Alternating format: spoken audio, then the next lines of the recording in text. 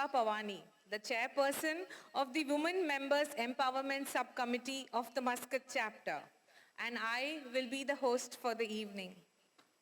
Let me begin with expressing our sincere gratitude to His Majesty Haitham bin Tariq, our sponsors CBFS, our corporate sponsors and corporate members. It gives me immense pleasure to welcome you to one of the flagship events to be conducted by the Women Members Empowerment Subcommittee of the chapter this year. Our coveted Omani Women's Day Award ceremony and the leadership talk on leading at your best by taming your dragons. The Women Members Empowerment Subcommittee was formed with a mission of formulating and implementing plans, policies, and measures for the empowerment of the women members. We hope to achieve these objectives by conducting various skill-building programs. We have successfully conducted many I Am Remarkable workshops, not only for our members, but also for corporates. Let us start by showing our patriotic fervor by playing the national anthem of Oman first, then the national anthem of India, followed by the ICAI motto song.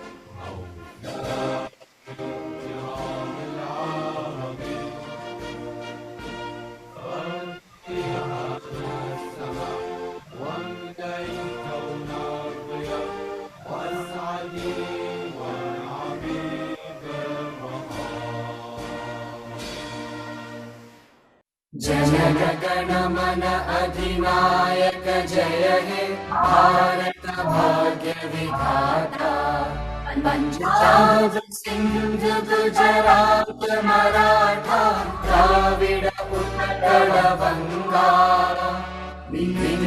Himachal Yamuna Ganga उच्चल जलधि तरंगा तव शुभ में जागे तव शुभ आशीष मांगे गाहे तव जय गाथा जन गण मंगलदायक जय हे भारत भाग्य विधाता जय हे जय हे जय हे जय जय जय हे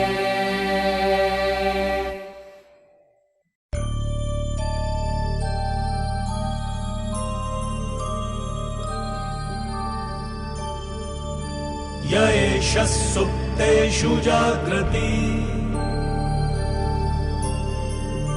य एष सुप्तेषु जाग्रति कामं कामं कामं कामं पुरुषो निर्विमाणः निर्विमाणः तदेव शुक्रं तदेव शुक्रं तद्ब्रह्मा तदेवामृतमुच्यते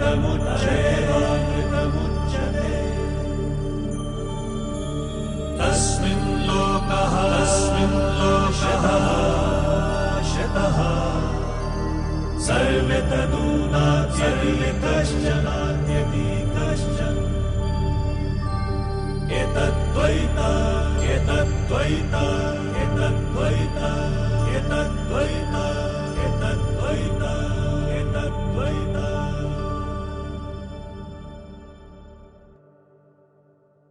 You may now be seated. Thank you.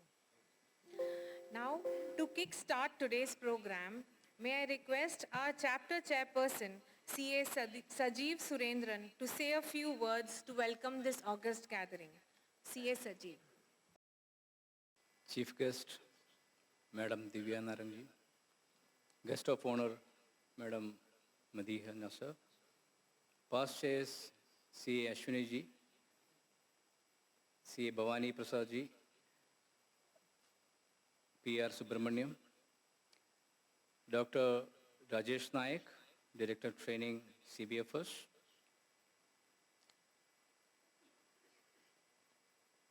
Mr. Fatik El Balushi, CFO, Oman Cements, members, guests, and the last not least, the award winners for the day, Women Leaders of Oman. ICA, we welcome on behalf of the Managing Committee of Muscat Chapter of ICA, we welcome you to the event on leadership and award celebration, award giving ceremony. ICA Muscat Chapter always take new initiatives to support the members, students, and local community to empower the education and the professional enrichment in the country. The chapter here for the last 15 years, with the great support of the past chairs, Muscat managing committees, and the members of the chapter, we are doing a continuous education programs every month, 2 to 3 programs every month, international conference, so many other initiatives to support the members and the local community. The latest initiative in this series is today we are witnessing for the first time, we are giving the award to the Omani women leaders, which we have selected from the industry. Thank you so much, the MC, for the effort they have taken and the thought process which they brought in and successfully we are implementing. And also I take this opportunity to thank all the support from the senior members, past chairs, and even the industry leaders to make this happen. As I mentioned, we have taken many initiatives, some of the initiatives which I wish to highlight. The Omani CFO training program, which is in the process in coordination with the various ministries, which the members we are taking, the initiative to support the young Omani CFOs to take them to the next level. Also the accountants, you know, the graduation degree is not enough, only enough to take up the jobs, which we identified. In fact, the ministry identified the gap and they proposed to us to come forward and support the local community in that matter, and we have accepted. And the response from our members, it was a huge response. We got it from members, and which we are coming up with the program to support the local accountants. Couple of more announcements on the chapter side.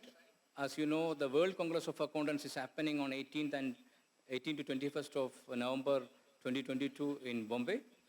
So the chapter is giving the support to attend in large numbers, and we have circulated the communication to all the members. And also the international conference. Every year we conduct an international conference. Last 2 years, due to pandemic, we could not do a physical event. After 2 years, we are coming up with the physical event which is going to be happened in Crown Plaza on 9th and 10th of December 2022.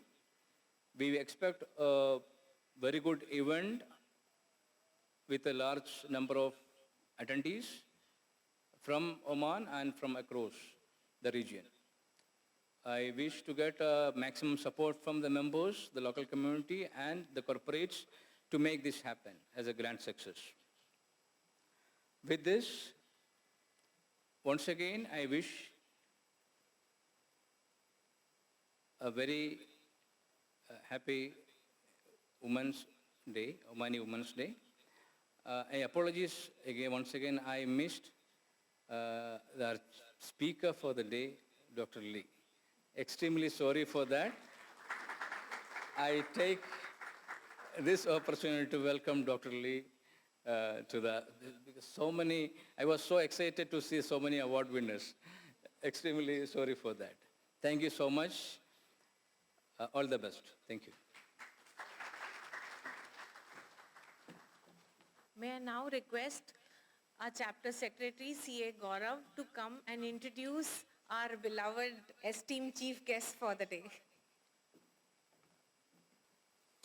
Good evening, everyone. Our chief guest of the day, Mrs. Divya Narang, is a trained teacher in both Montessori and IB curriculums. She has worked with schools around the globe for more than 10 years. Mrs. Narang is married to His Excellency Shri Amit Narang, Ambassador of India to the Sultanate of Oman. She has lived in different countries during his postings and has traveled extensively around the world. As part of the diplomatic life, Mrs. Narang has been actively involved in social and cultural activities. Short, but it has a lot of in-depth into it in so far whatever Mrs. Divya Narang has achieved in her life. With this, I welcome Mrs. Divya Narang to come on the podium, and I request CA Sangeeta Suresh to accompany her on the stage.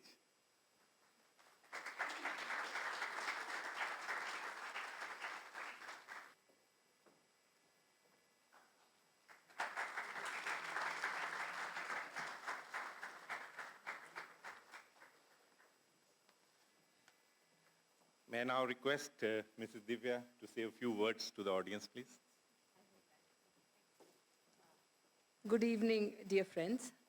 Thank you, ICAI, for inviting me here.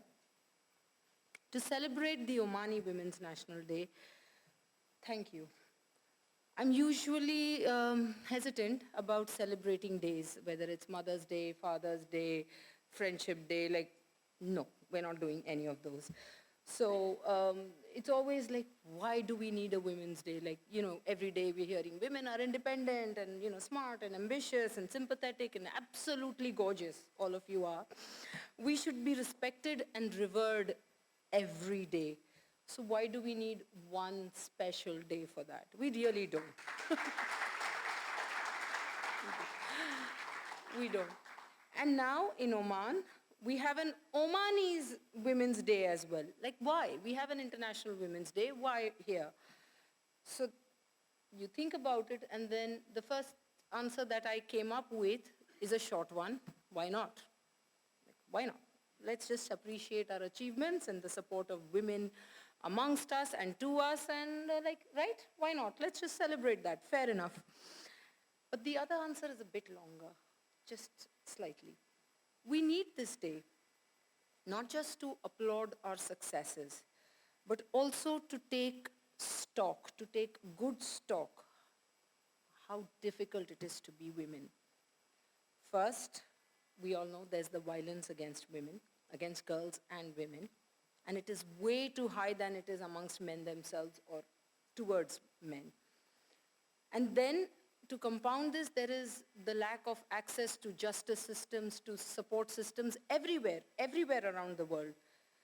After this, that's social, like, okay, there's social problems. Yes, there is infanticide, there is violence, but then here at ICAI, we all know that that even at a professional level, there are so many issues women still face. We are still fighting for equal pay.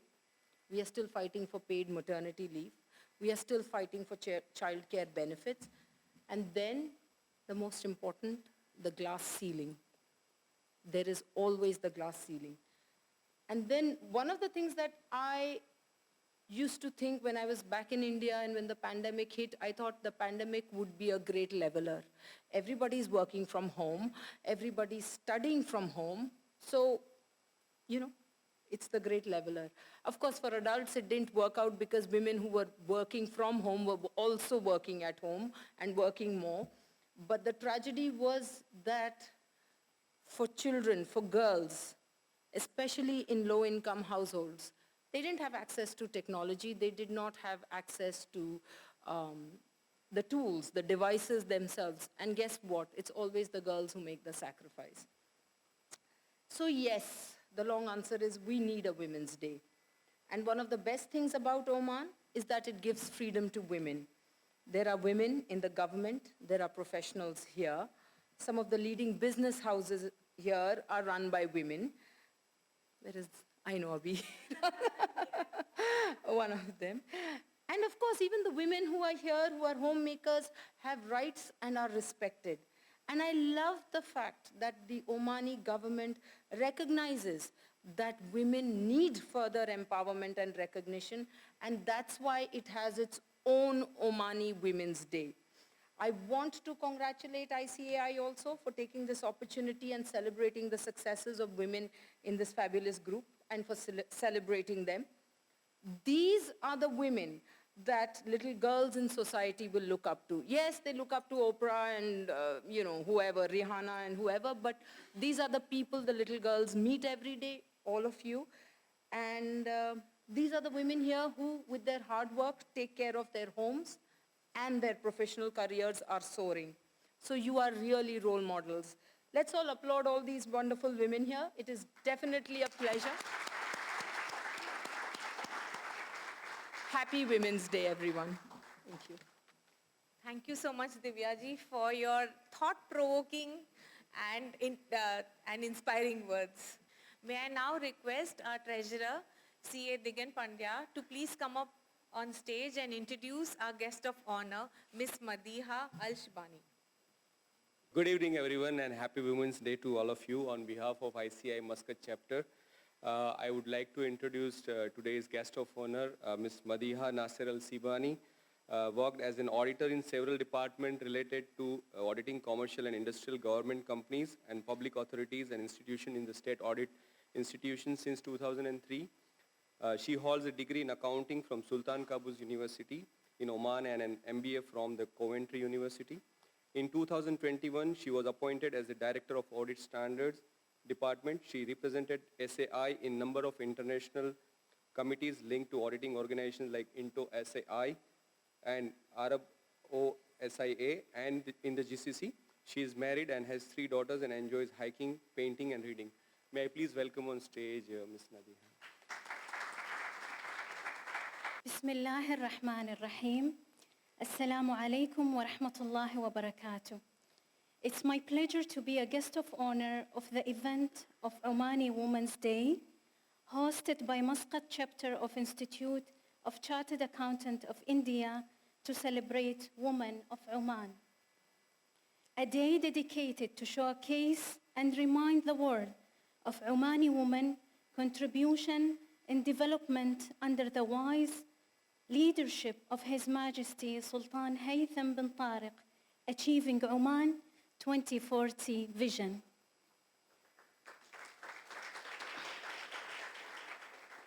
I believe that I am among my counterparts since we think and speak the same language as an auditor and accountant. Auditing and leadership are 2 faces of the same coin, and you may wonder why. This career trained us since the beginning to draft a plan, execute it, and communicate the result. These are a pillar of leadership, let alone building a trustworthy working relationship with our stakeholder. Being a woman in the field of auditing pushes us to elevate our skills and competencies since it's based on very clear, globally agreed standard. These skills, which we acquire as an auditor, unlock the horizon of our different aspects in our life. For instance, we are expected to remain focused in the age of plenty of noise and distraction and multitask, which is as a master as a woman. We are able to create harmony and peace through effective communication and use soft power to reach win-to-win position when we allowed the chance to do so. Women as well have ability to understand and evaluate their capability. And when applying this to our career as an auditor, we use due professional care in reducing the margin of error to least possible level.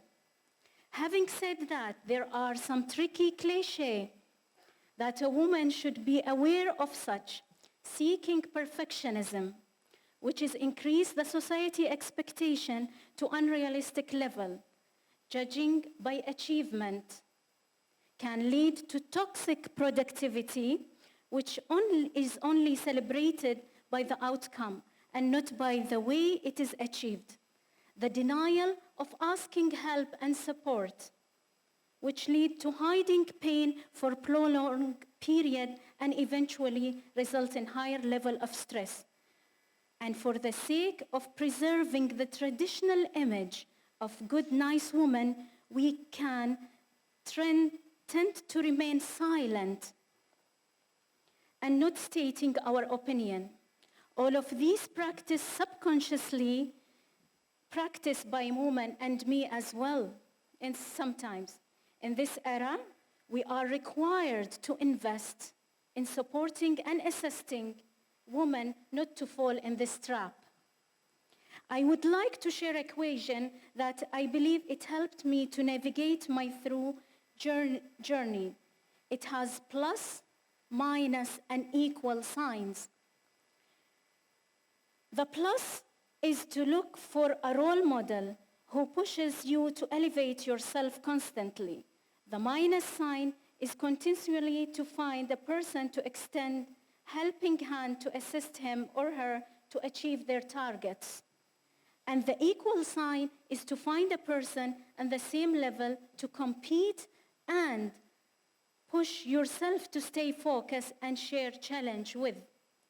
Women in Oman have proven to be active contributors toward development, not only as a loving housewife and mothers, but even as an effective ambition career holder, and their achievement will remain as bright as a star in the sky.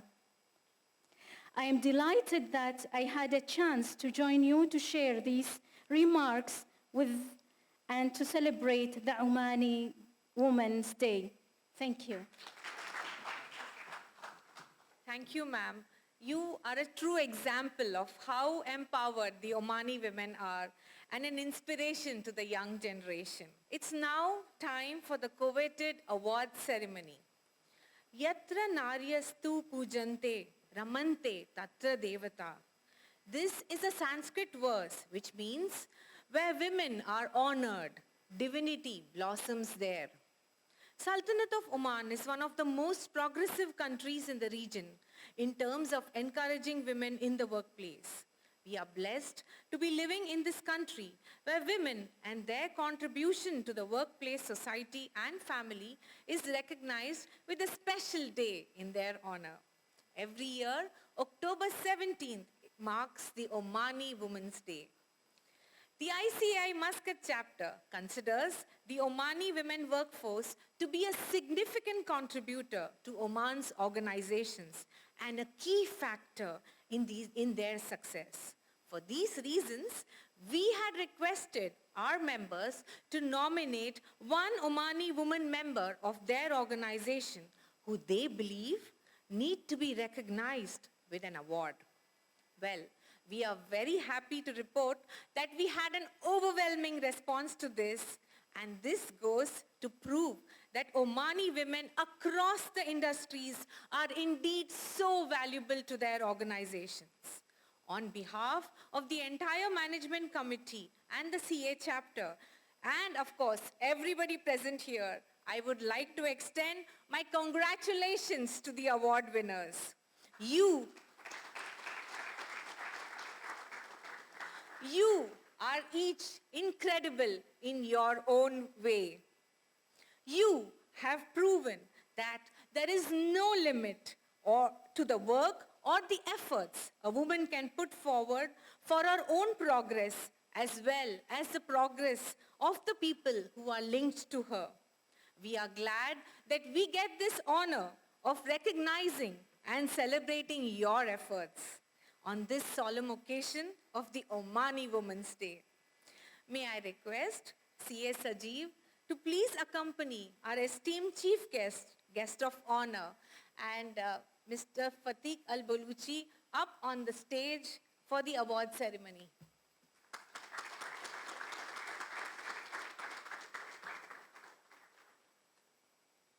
The awards are being called out in alphabetical order.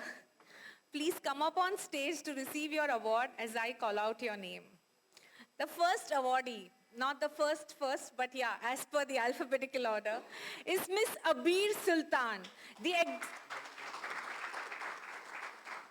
Executive Manager, MD's Office, WJ Towel Group.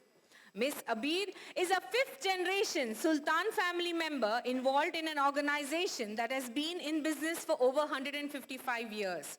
She started her career in Enhance as a trainee and took on additional responsibility and achieved significant success. In recognition of her ability, she was invited to the group's MD office to work closely with the MD of the group.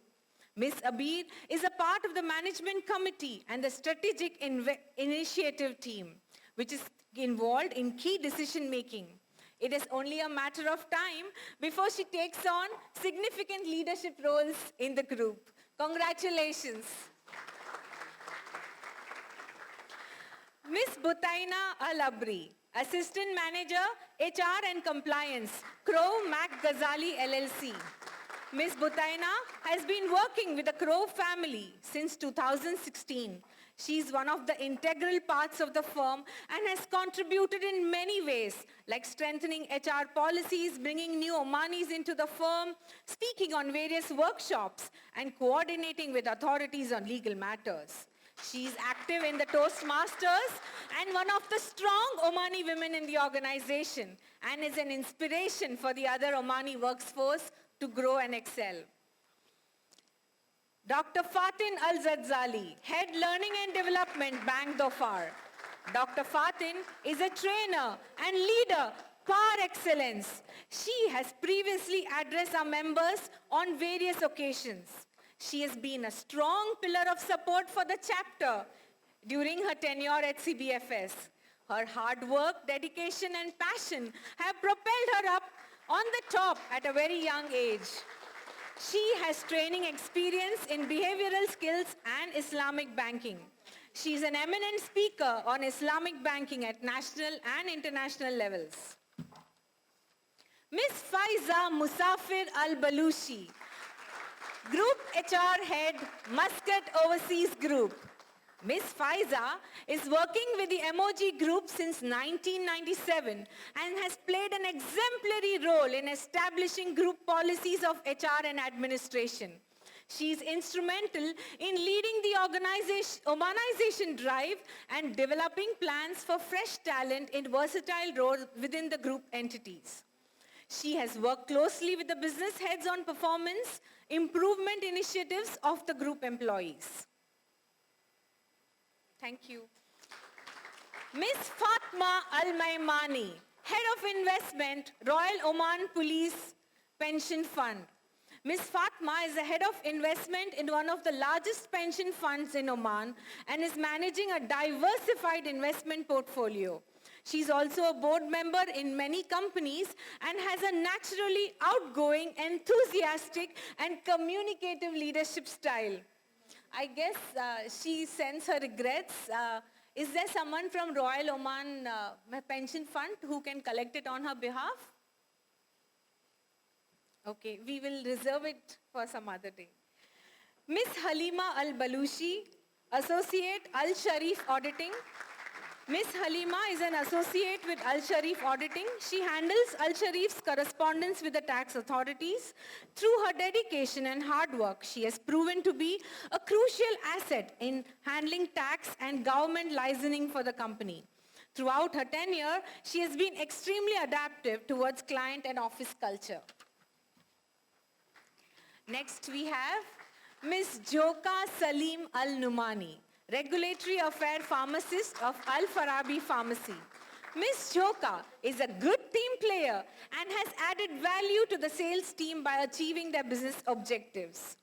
She's also actively involved in sourcing quality products, helping with the government tenders, establishing best practices, ISO certification process. She's seen as the next business leader to take the company's pharmacy and clinic business to the next level. Congratulations. Next we have Ms. Jumana Al-Hashmi. I don't think she's here either. So we will reserve her award to be given later, but I'll just mention about her. She is a dynamic, hard-working team player and highly motivated to work. She is always empowering her team members and encouraging them to excel in their strengths. She easily embraces change and innovation and is always open to new ideas and alternative ways of thinking. She is also a volunteer at the Oman Cancer Association, actively supporting and participating in all events and working hand in hand with the association. Can we have someone from Ahli Bank collected for her? Thank you.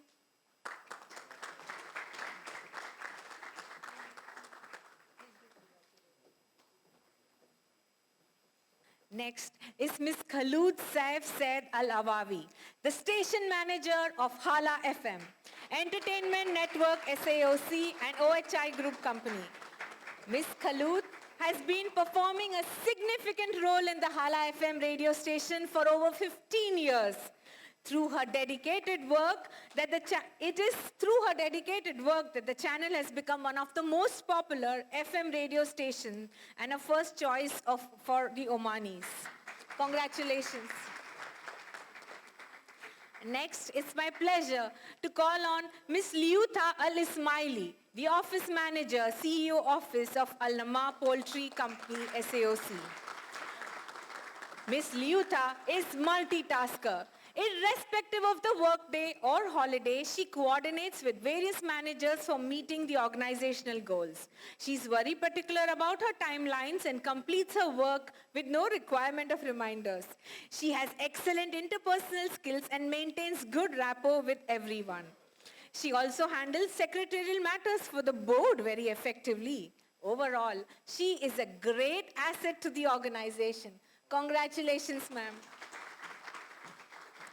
Next, it's my pleasure to call on Ms. Raja Zahir Al-Harasi, the General Accountant at Oman Fisheries. She also sends her regrets. She's down with fever, but I will read out for her. Ms. Raja, is there someone on her behalf who can collect it? Okay, I'll just read out. Ms. Raja has a bachelor's degree of accounting from University of Technology and Applied Sciences. She joined Oman Fisheries in 2018 and she began her journey in accounting with basic entries and she's moved towards approving transactions and even closing into the annual audit. Currently, she's pursuing ACCA with the College of CBFS, where we are right now, and she's also a knowledge resource for the department and the staff. We wish you well, Ms. Raja, and we missed you.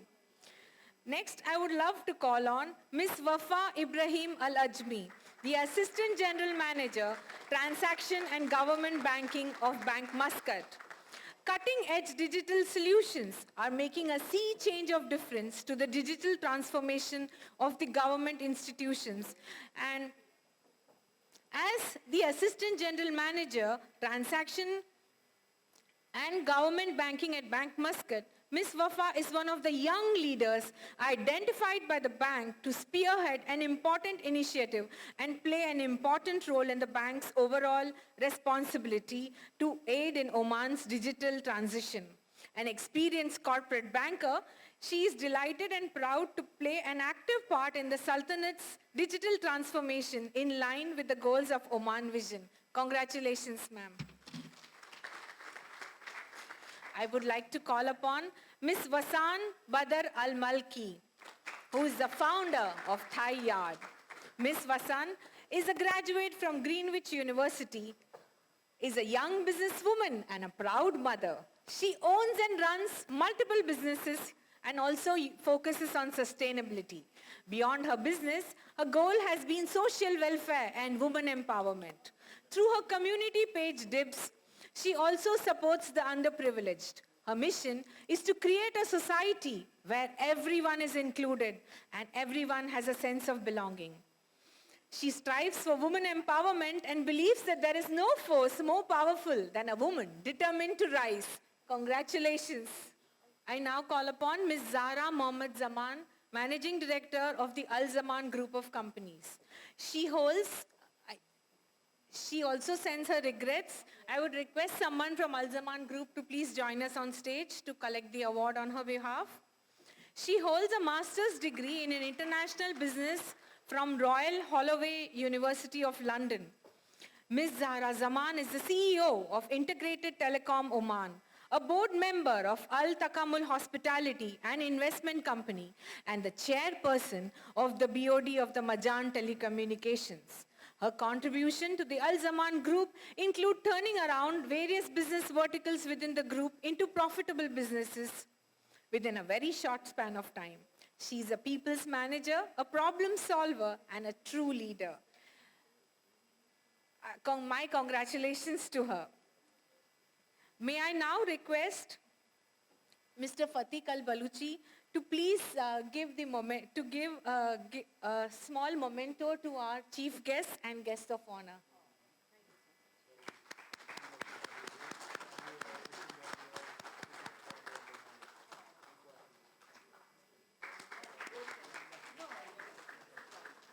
I request you all to please stay on stage. I am reminded of a nice quote of Maya Angelou on recognition. People will forget what you said. People will forget what you did. But people will never forget how you made them feel, right? So let's make our awardees feel special with a big round of applause as I request them to join us all on stage for a group picture.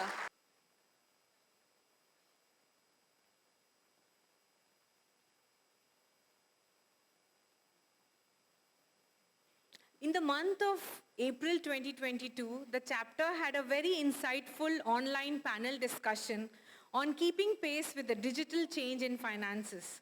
We would like to felicitate our esteemed panelists with a physical memento today. May I call upon our chief guest, Mrs. Divya Narang, to please join us back on stage. May I request Mr. Fatiq Al-Baluchi, the Chief Finance Officer of Oman Cement, to please join us on stage, and we are honored to present this to you in person.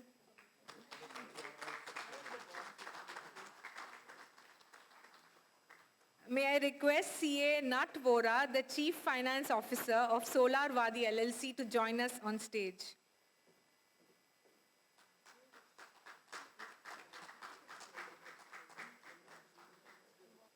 May I request CA Bhavani Prasad to accompany CA Shailendra Kumar Goyal up on stage and to honor him along with ma'am for this award.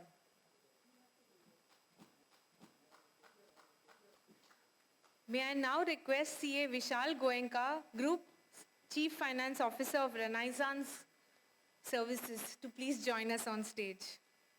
And may I request our past chair, PRS Subramaniam, to please join us on stage for the picture and to honor us.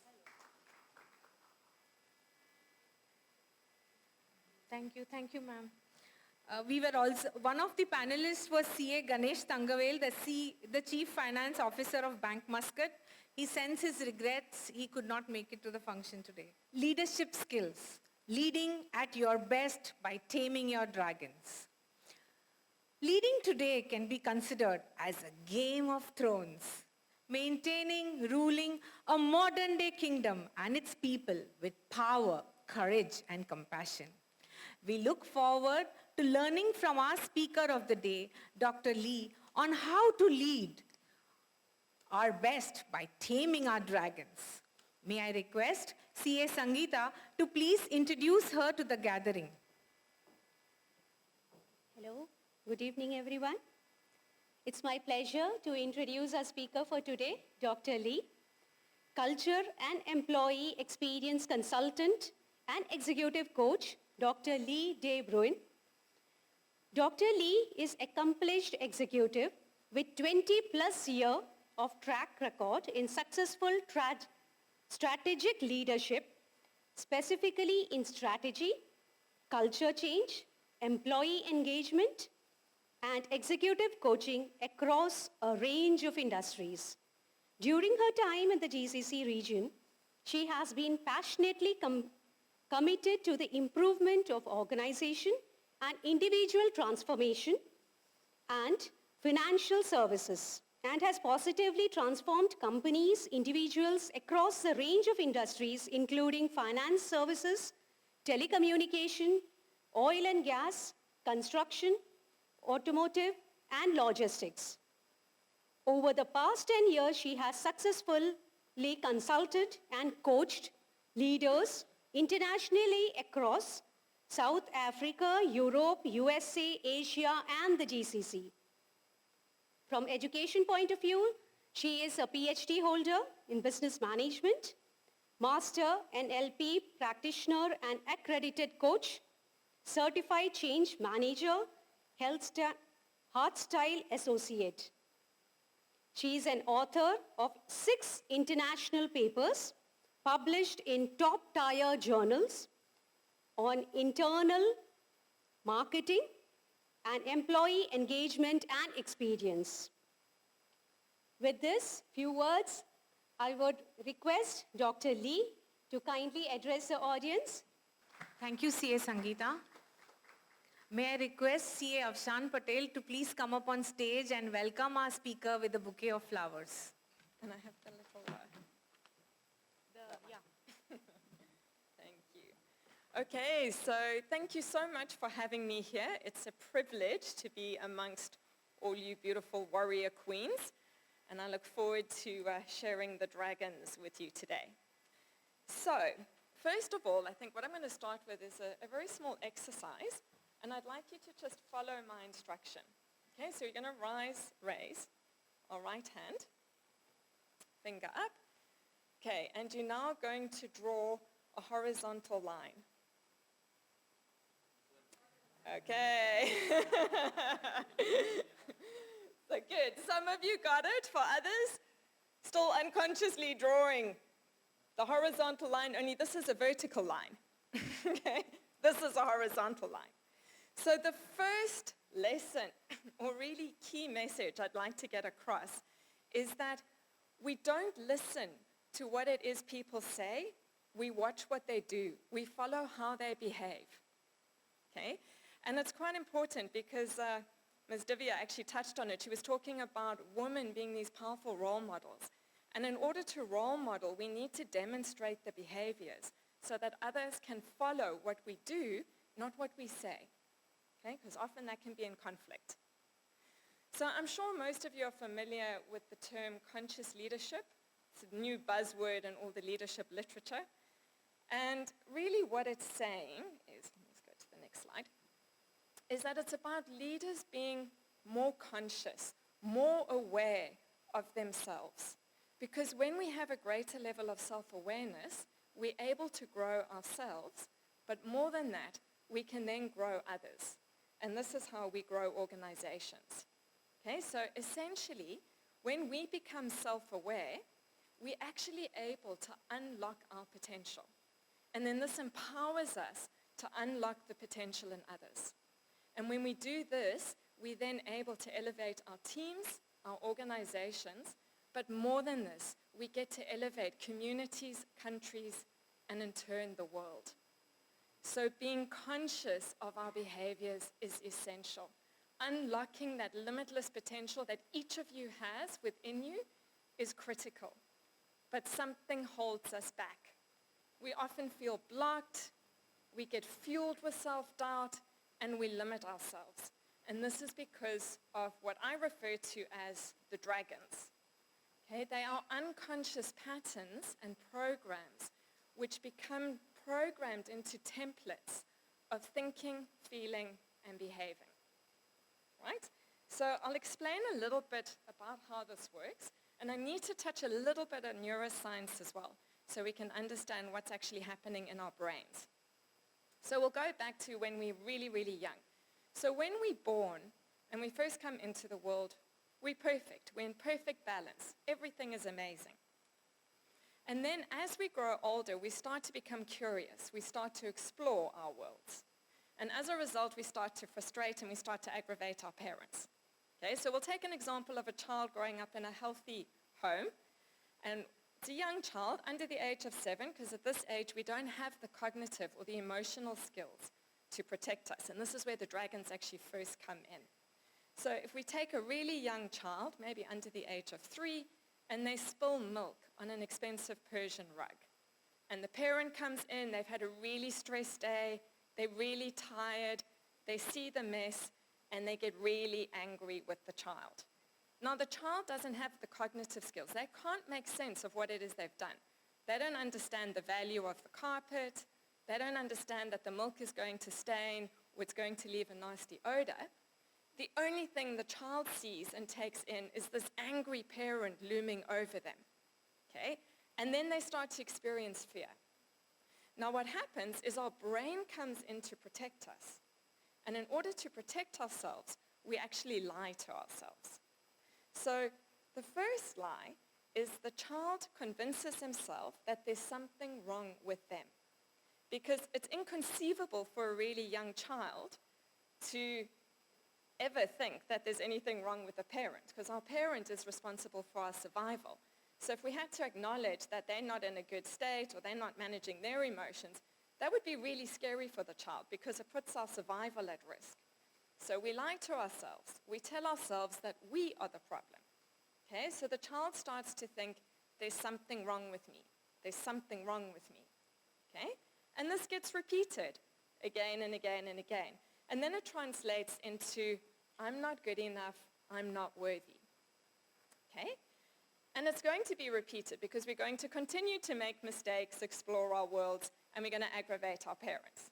But every time we think the thought, I'm not good enough, or there's something wrong with me, we then start to feel our thoughts. So we now trigger the emotions. So now we start to feel the shame, the panic, the fear, the disappointment, whatever that is. And then what happens is we start to act in accordance with those emotions. Okay? We don't like the emotions. We want to move away from them because, again, our brain is designed to protect us, move us towards pleasure and away from pain. So we develop defense mechanisms. Okay? We may go into avoidance. We may become offensive. There's various defense mechanisms that we would develop in order to protect us. But what happens is that we think a certain thought, then it triggers a certain emotion, and then we behave in a certain way. And because we're repeating this again and again and again and again, it then gets stored as an unconscious pattern, or what I refer to as this template of thinking, feeling, and behaving. And we are completely oblivious to these patterns and templates because we hardly ever challenge our thinking. How many times when you're triggered in a certain situation do you actually consciously bring awareness to what's actually happening and how you'd like to behave in that situation? We don't. We just allow the dragons to take over and direct our thinking and our lives. And as a result, we'll never become who we need to be. We'll never step into greatness. Okay? So what do I mean exactly by the dragons? So the dragons are our unconscious fear patterns that we develop in early childhood, as I mentioned, it's under the age of 7, and then it's the defense mechanisms that we develop in order to protect ourselves from these irrational fears. But they keep us locked into these templates of thinking, feeling, and behaving. Their sole purpose is to keep us playing small. They want to keep us captive in their dark cave. And as long as we're playing small, we're limiting our potential. We'll never be who we could truly be. Okay? And with each and every one of you is this greatness just waiting to be unleashed, wanting to come out. And once we have an awareness of the dragons, it's already 70% of the journey. Okay, so there's actually 7 dragons. I'm not going to have time in this presentation to go through all the dragons. So what I did is I chose the top 3 dragons that I generally see in leaders. And one in particular that really kind of haunts the more analytically minded people. So you may find that many of you actually resonate with this one particular dragon. All right. What I did say to Shilpa and the team is, as a gift for you, what I'll do is I'll share the questionnaire with Shilpa, with all the dragons. She can then distribute it to you. If you'd like to complete the questionnaire and then send me an email letting me know, you can actually give me your 2 top dragons. One will be your alpha dragon, the other's a backup dragon. And then what I do is I'll email you a very comprehensive report on your dragons. So that will give you a little bit more awareness as a gift. Thank you so much. It's a pleasure. Okay, so another thing I just want to mention is that the dragons are not gender biased. Okay, they go for men and women equally. And none of us are free from a dragon. Okay, they may vary in terms of their intensity, but all of us have the dragons. It's part of normal human behavior. Okay, so we're going to meet our first dragon. Sorry, wrong button. There we go. Our first dragon, so introducing the imposter dragon. Now, each dragon has its own dominant fear and then its own defense mechanism in order to protect itself from that fear. So the dominant fear behind this dragon is a fear of being ignored or rejected. Okay, so deep down, this is what we're fearing. And then we're trying to guard ourselves against this. But the challenge is, as long as the dragons remain in play, our worst fear becomes a self-fulfilling prophecy. Okay, so we need to become aware of these dragons. So, before I go into the lies, just a little bit in terms of this dragon. So people who are captive to the imposter dragon, they tend to be quite aloof and distant. So they can come across as very confident, even arrogant. Okay, I refer to them as the swans on the lake because they kind of glide along the lake. They look really confident. They look like they have everything together. But underneath the water, they're flapping erratically. They often feel very out of control. They're extremely self-conscious. They're extremely self-critical. And they're shy. And they fear being humiliated. Okay? So body language-wise, they tend to be quite upright. Their chins are held high. But they tend to breathe in. And then they hold their breath because they're breathing their stomachs in. Okay? They also put quite a lot of attention into the way they look. So they like to look good. They like to dress well. They take care of themselves. So their image is very important to them. Okay, so I mentioned that we have these patterns as well of the thinking, the feeling, and the behaving. So the thinking with this dragon, now remember, our brains lie. So the dragons lie to us. And the lies that this dragon tells you are as follows. So these would be the things you're saying to yourself in your head. It might not be these exact words, but it would be going something along these lines. Okay, so it convinces its victim that they're secretly special. They're better than anyone else. But the confidence is not coming from an authentic place within us. It's coming from our brains trying to convince ourselves that we are good, we're special, we're better than other people. Okay? But this is not entirely the truth. We are actually amazing, but it's not coming from the right place. Right? It will convince you or the victims to the dragon, that you must never ever let anyone see behind the mask or a facade, because they may get to see who you really are, and then they won't like you, and then they're going to reject you. Dragon's also going to convince you that you must always be better than everybody else. Okay, Medea actually touched on this dragon a little bit earlier when she was talking about perfection, strongly linked to this dragon, which we're going to see in a few minutes. Then the dragon will also convince you that if you show any of your weaknesses, it's going to be disastrous. Okay, but this robs you of being authentic. And leadership today, the two core pillars are authenticity and compassion. All right? It will also convince its victims that they need to exaggerate their strengths and their successes and their specialness and diminish the strengths of others. So often, people who are captive to this dragon resort to sarcasm as a way to tear other people down. They're also striving to be perfect. And then it will draw attention to the weaknesses and failings of others while denying their strengths and weaknesses. So the idea is they always have to be better than everybody else, look better, because then it's going to make them feel good. Okay, so the dominant patterns that we see with this dragon and the defense mechanisms it uses. So the key defense mechanism is a mask. It's a facade.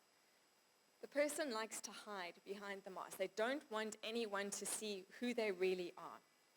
They tend to have very, very few friends, often not more than 3 real friends, who they're comfortable to share their real self with. And then they tend to have many, many, many acquaintances, many different groups of friends. And they can hop from one group to the other, but they're like chameleons. They'll adapt their personality depending on what group they're with. So they know what impresses people, and then they become that when they're with that group of people. But it drains them of energy because they're not their real, authentic selves. They often use denial, suppression, and false positivity. So when things are not going well, they won't say, it's not going well, this is the problem. They deny it. It's like, I'm fine. There's nothing wrong, I'm fine. And then they suppress those emotions, okay? So a lot of science today that shows that suppression of emotions is far more risky, especially for heart disease, than actually experiencing a lot of negative emotion. So we don't want to be suppressing emotion. We need to be releasing it. They strive to be perfect. So they're terrified of making mistakes. If they make a mistake, they cover it up. They often resort to lying or blaming others because they don't want anyone to see that they've actually made a mistake. They're very, very self-critical. And they really genuinely believe that everyone else is judging and criticizing them too. Okay, so if 2 people are whispering over there, and this is my dragon, it's partly my dragon, I will think that you're whispering about me, and then I'm going to feel really fearful and humiliated, and I'm not going to be able to continue with my speech because it's going to be driving me crazy. All right? And because they're so judgmental and critical of other people, of themselves, they're constantly criticizing and judging themselves, they now become very judgmental and critical of other people. So they can really frustrate their teams because although they're thinking they're giving constructive, positive feedback, they're constantly giving this negative feedback. Same with children. It's constant negative feedback. And then people feel that they'll never be able to please them. They can't do enough. And then they swing between wanting attention and not wanting attention. So on the one hand, they want to be the ones to shine. They want to get all the recognition. And they feel ignored or rejected when people are not recognizing them. But at the same time, they're terrified of being in the spotlight because it opens up an opportunity to be criticized or judged. They also swing between feelings of feeling amazing and great because the brain or the dragon comes in and convinces them, you are great, you are amazing. And then they make a mistake, and the minute they make a mistake, they swing into feelings of worthlessness. And then they berate themselves. It's like, I'm so stupid, I'm such an idiot, how could I do that? How could you make that mistake? And then they replay these mistakes again and again in their minds, trapped in that dark cave and filled with those negative emotions. Until eventually the dragon builds them up again, and then it will puncture them with a mistake, and they swing back to worthlessness. So there's so much energy being drained into maintaining the mask, into trying to be perfect, and then swinging between these feelings of greatness and worthlessness. Okay? The impact that this dragon has on overall life, these people, or captives to this dragon, often think that they're far more resilient than they are. So when they get sick, they don't take time to rest. They think they're just going to get through it. And what happens is when they get really sick, they then start to feel really, really vulnerable. And then they start to panic because they're not used to being so out of control. They experience very high levels of stress. Because again, they're constantly striving to be perfect and they're competitive, comparing themselves. And then this increases blood pressure. It also has an impact because when we experience high levels of stress, we release cortisol, which impacts the insulin levels, and this results in blood sugar issues. So diabetes can often accompany this dragon as well. They don't take risks. They play safe. They only do things they know they'll win in. So massive opportunities could present themselves, but they're too scared to take it. They're terrified they'll fail, and that will be humiliating. So they rob themselves of these opportunities for growth, but more than that, they rob themselves of the opportunity to realize their potential. And I think I've mentioned that, but if I haven't mentioned it, I'm going to say it again. The biggest impact of the dragons is they limit your potential. Okay? And then, as we've mentioned, they spend time and energy judging, and then they remain aloof and distant. They're too difficult to get to know. So leaders want to be developing emotional connections with their teams, because when you have an emotional connection, your teams will follow you regardless. But if there's no emotional connection, it's difficult to maneuver and motivate people. And because these people are so aloof and distant, people can't get close to them. They eventually give up trying, and then the worst fear is realized. They're ignored and rejected. The dragon wins. Okay, so that's our first dragon. The second dragon I'm going to introduce you to, which will now take the stage, is the people-pleasing dragon. It's on the other side of the spectrum of the imposter dragon, but they swing into one another. Okay, so people-pleasing dragon, the dominant fear behind this dragon is a fear of inadequacy. Okay, they're terrified that they're going to be inadequate or that they're not going to be good enough. I meant to mention something when we did the brain. I'll mention it here. This is actually my dominant dragon. It took me a while to tame this one. So if you'd met me like 20 years ago, you wouldn't recognize the person I am today, because I definitely would not be on stage. I'd be cowering in a corner over there trying to be as invisible as possible. So what I wanted to mention, I was actually going to give you an example as well with the templates, is when I was growing up, I believed I was fundamentally flawed for many, many reasons. I have a number of vocal tics. I had ADD. I didn't believe I was smart enough. I had many, many, many, many issues and a terrible teenage life. I won't go into all the detail. But I remember when my dad used to teach me maths, and I couldn't understand it. And he'd get so frustrated with me. So he'd be shouting at me, and then I'd be panicking, the fear, the terror, the disappointment would set in. And then my behavior would be I'd run away crying, and then I'd go into avoidance and lock myself away for the rest of the day. And then I'd repeat this again and again and again. So this was my template. So then fast forward 20 years or so, when I went into the workplace and I was now working, I remember a manager calling me into his office one day and saying, "Lee, I need to speak to you in my office immediately." So immediately we triggered that template. Okay, we get triggered. You feel those feelings in your body. And then what happens is we now go into our memories. We actually trigger our limbic brain. And I'm just going to go back to the brain thing, because I just want to mention this. So we trigger the limbic brain, that part, and that's like the filing cabinet. It brings up all the memories. And then, and it says, "Oh, remember you felt like this when you were 3 and 7 and 9, and it brings up all those experiences, triggers all the emotions, then it triggers all the stress hormones, the cortisol, adrenaline, the noradrenaline, etc. And then what happens is it goes to the neocortex to ask what it needs to do. What is the strategy? And the neocortex, which is our strategic center, is supposed to come up with a strategy or a plan.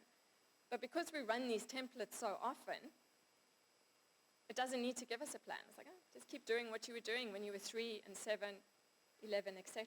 So we still run the same strategies. So when my boss calls me into his office, I've evolved over the years. So I don't run away in tears, essentially. So I still feel all the emotions. I don't cry, but I'd have the tears in my eyes. And then when I leave the office, I don't run away. This is if he's giving me critical feedback. I don't run away, but I walk away very quickly, and then I would disengage for the rest of the day.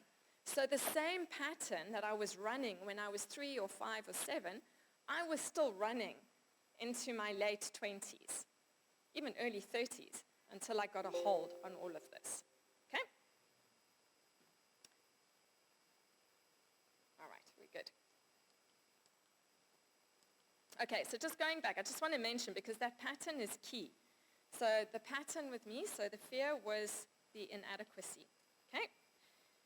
Then the lies that this dragon, I want to just mention something with this dragon as well. This dragon moves into the other dragon, imposter goes into self-promoting behavior.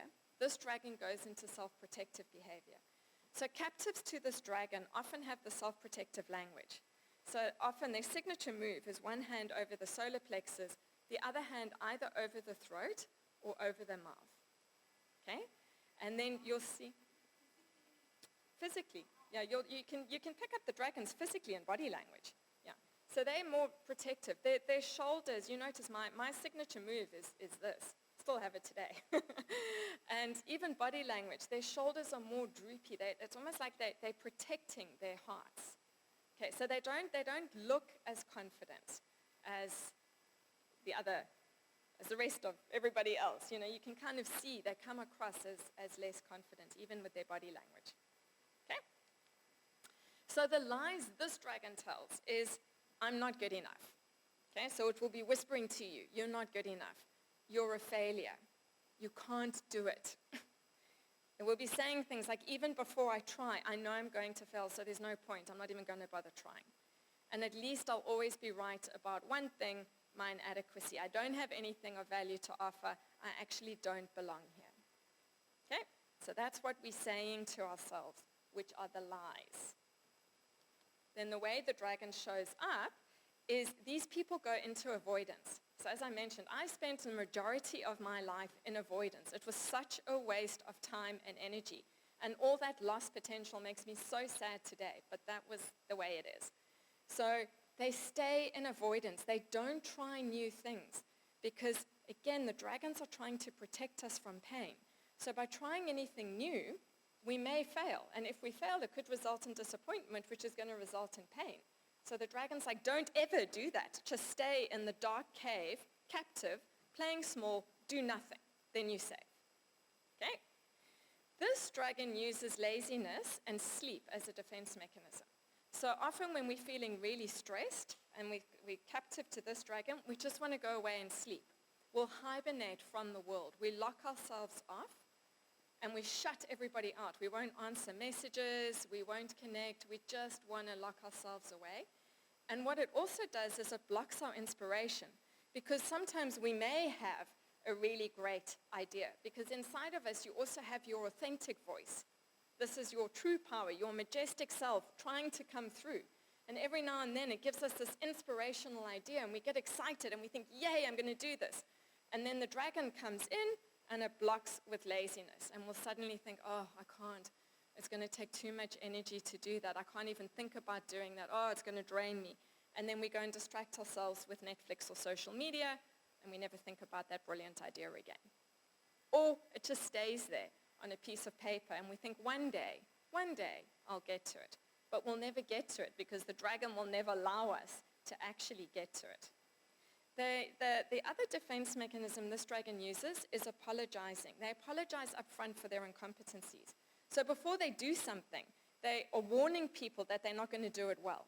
So they'll be saying things like, I'm going to do this report, but I haven't done anything like this before, so I'm probably not going to do it really well, but I'm going to try my best. Okay? They may think that they're being humble or authentic, but they're actually communicating incompetencies. And then what happens is these people often get overlooked for promotions or for great opportunities because other people are perceiving them to be incompetent. Another key thing with this dragon is their breathing. They have very, very shallow breathing. And this is because breath gives us presence. And people who are captive to this dragon want to be invisible.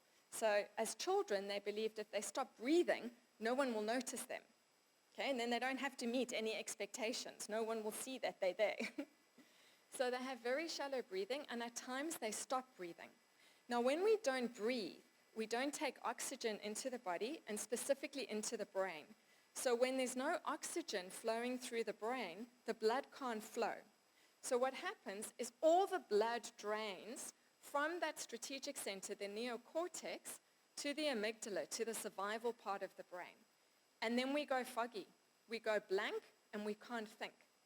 So often when people are speaking to someone who's captive to this dragon, they'll get a fright, they stop breathing, and then they go blank, they can't answer the question, and then they do come across as, less smart than they are. They're often highly intelligent people, but they just don't come across as intelligent and smart because that dragon has them hostage.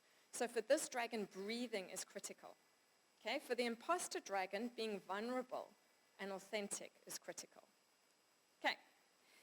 They tend to feel really small most of the time, so they contract their energy. Again, you can see it in body language. In meetings, they'll be sitting, they're closed up. They don't want to take up any space. Imposter dragons will be sitting like this and trying to show their dominance. The people-pleasing are very closed. We want to be in between. So we want to be comfortably open. Okay?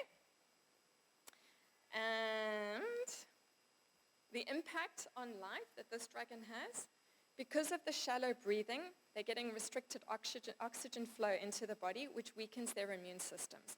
So they tend to be fairly sickly. They get sick more often. They have health issues. This dragon drains energy because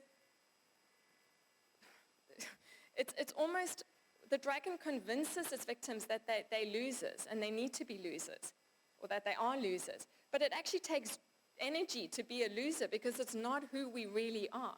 So this drains us of energy, and then we've got no creative energy to put into creating, attracting, and manifesting. They don't assert themselves, and they don't share their ideas.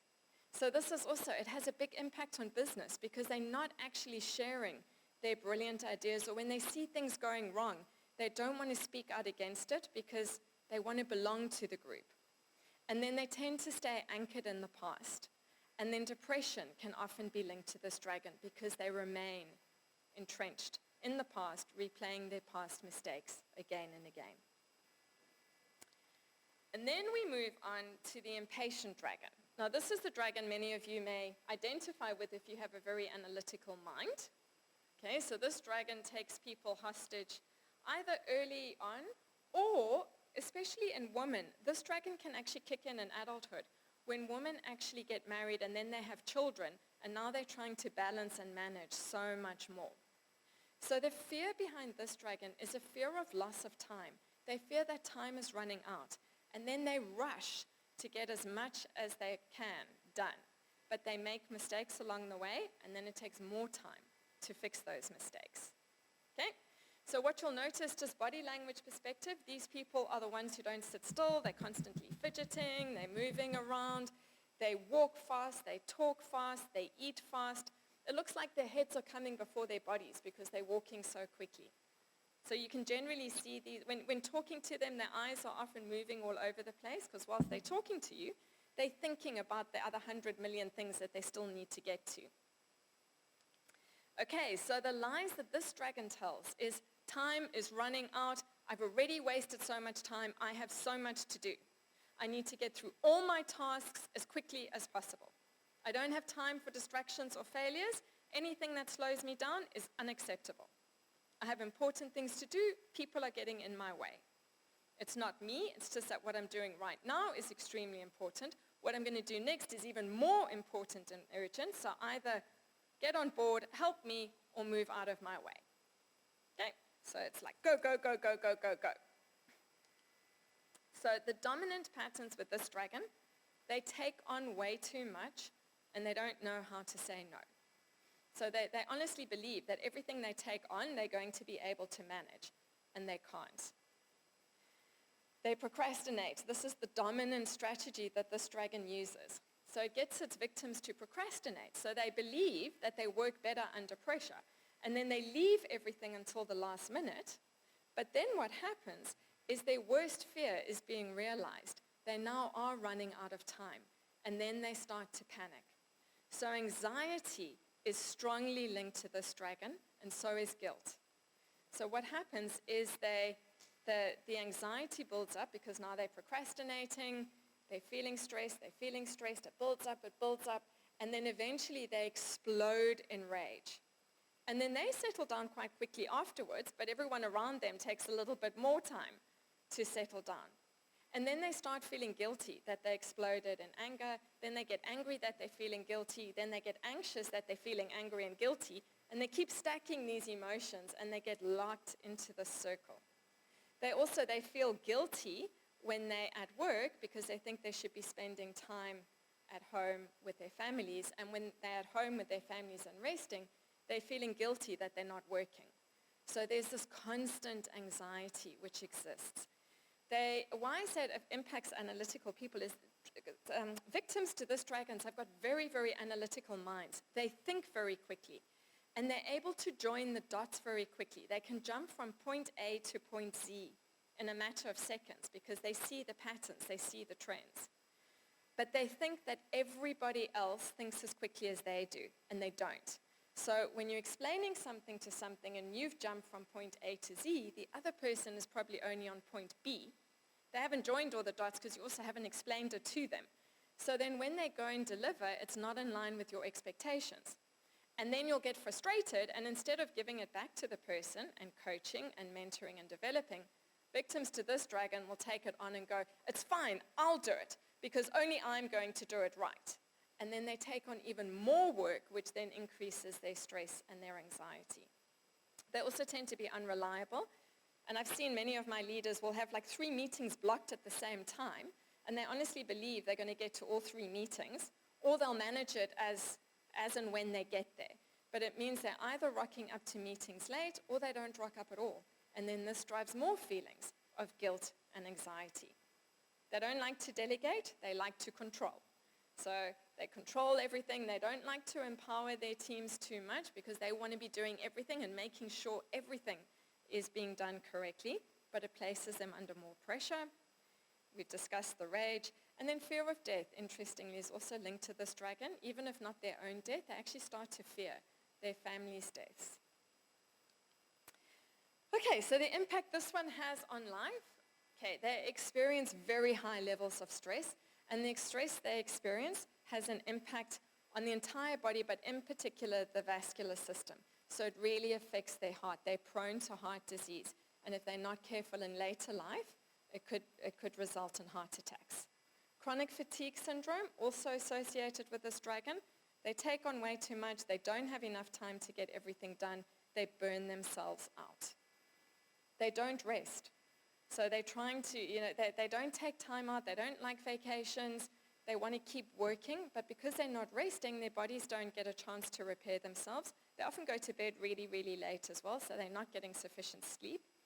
And then they do everything too quickly. So while they're doing everything quickly, they either injure themselves or they break things. And then when they injure themselves, they don't take the required time to rest and mend themselves. They're already on the move, which then creates further injury and problems.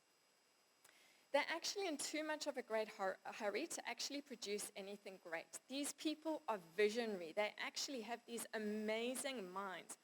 Out of all the dragons, this one indicates that their minds are incredible, but they don't use it because they're rushing to do everything, that they don't produce great quality, and they have these visionary ideas, but they don't have the patience to take these ideas to completion. So they start things, but they don't finish things. And then they rush, as we've mentioned, they're controlling too tightly, but it also impacts their teams because they create a very rushed and stressed environment at work. Okay, so these people are quite difficult to work for sometimes. Okay, so how do we take down the dragons? Again, there's many strategies I could share with you. I'm only going to share 3. And before we get there, the big reveal as well is that we are not our dragons. It's not who we are. Okay, this is not who we are at our core. These are just the defense mechanisms that we've learned along the way. And we often think this is who we are, but it's not. So with enough conscious effort, you can easily tame these dragons.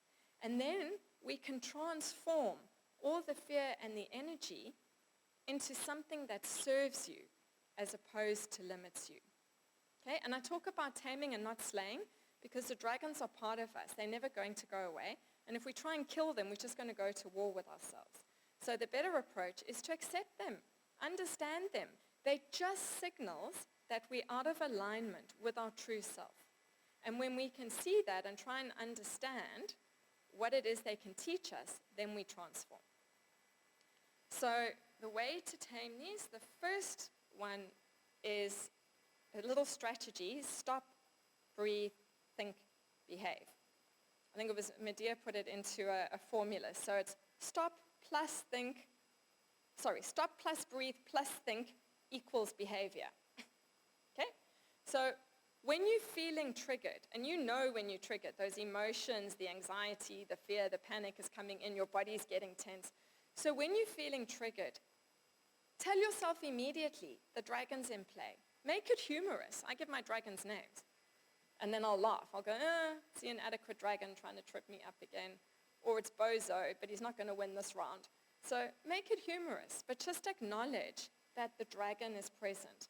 The thinking, any negative thinking, 95% of our negative thoughts are not true.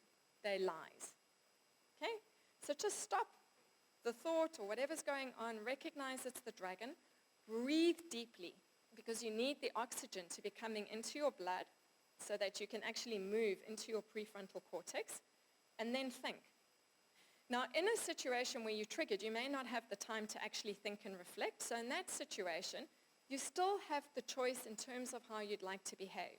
So if you notice you're getting defensive or aggressive, or you're moving into avoidance or whatever it is you're doing, just stop yourself and think, what better behavior could I choose?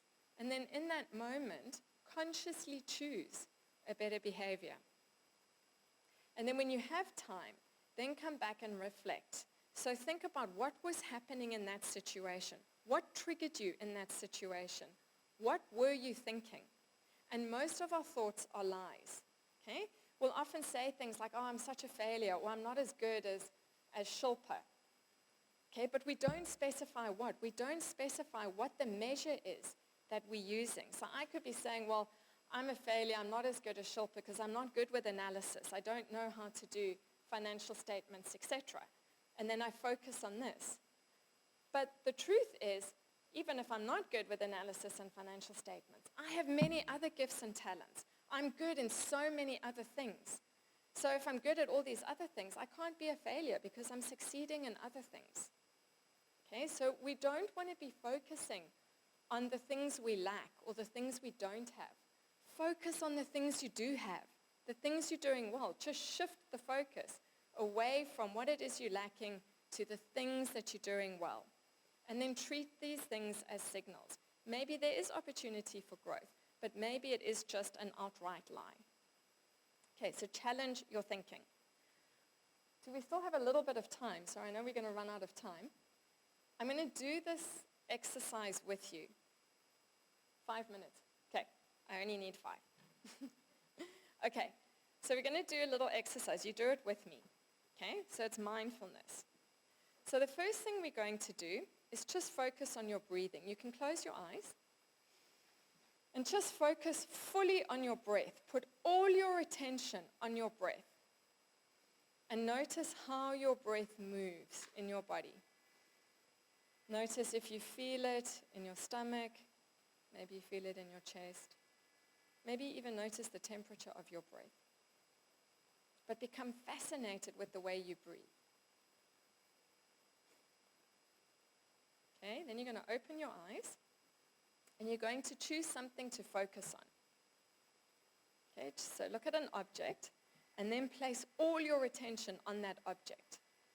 So see this object like you've never seen it before. Notice the color, the shape, the size, the texture. Become fascinated with what you see.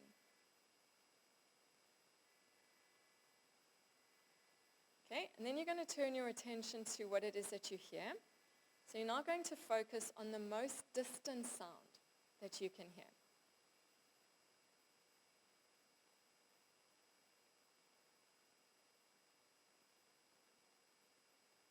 And then focusing on the closest sound that you can hear.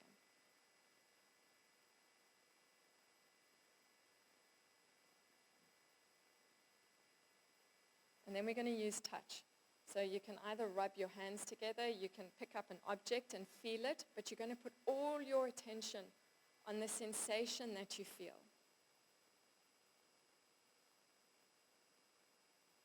Okay? Good. Now that exercise grounds you in the present, and it also gives you access to your strategic center.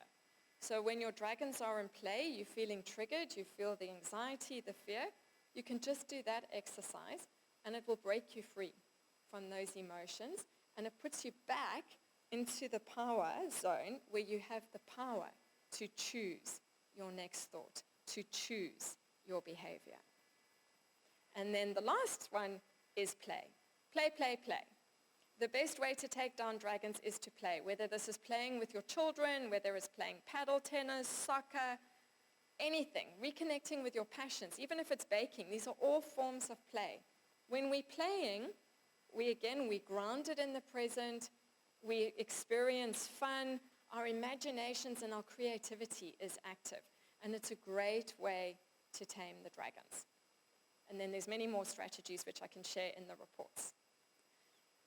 So that's it for today, and just to end, never mind. I was going to end with a quote, but I know the quote, so I'll just tell you. So comes snow after fire. Even dragons have their endings.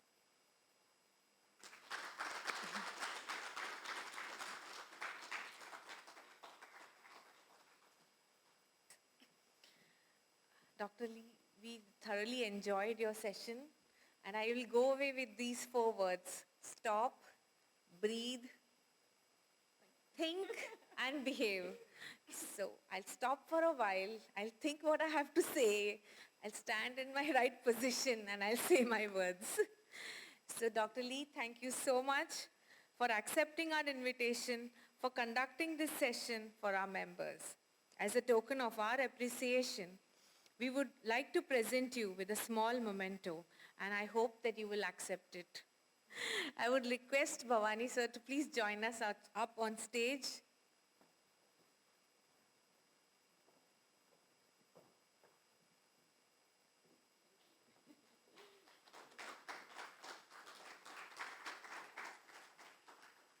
We will end the CP event with a formal vote of thanks. May I now request our Vice Chair, CA Jim Joseph, to please come up on stage for the vote of thanks. Good evening, ladies and gentlemen. First of all, Mabruk to all the Omani women who received the award today. Special thanks to Madam Divya Naran for being present today and gracing this event. Madam Madiha, thank you very much for your time.